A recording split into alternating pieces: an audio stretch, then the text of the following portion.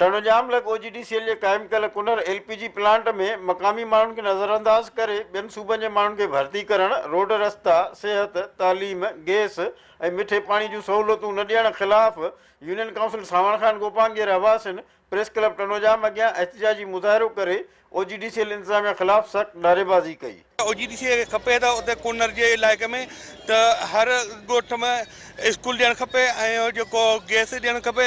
हेॾे गैस हूंदे असांजो जेको गैस चुल्हा ई कोन ॿरनि। अॼु ॾींहं ते हिकिड़ी नौकिरी कोन ॾिनी आहे ऐं ॿियो हिते असां वटि CSR जो रुपयो कमु कोन्हे को। इन मसइले जे असां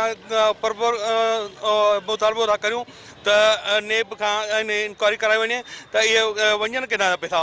असांजे इलाइक़े में हिकिड़ो ज़हरीलो पाणी जो तलाउ ठाहे छॾियो अथनि, जंहिंसां ज़मीनूं तमामु असांजे इलाइक़े जा जेको पाणी आहे उहो ज़हरीलो थी वियो आहे। कुनर LPG प्लांट में जेको आहे उते मक़ामी माण्हुनि खे न रोज़गार आहे, न उन खां पोइ का सहूलियत आहे ॻोठनि खे, न सिहत जी सहूलियत आहे, न तइलीम जी सहूलियत आहे।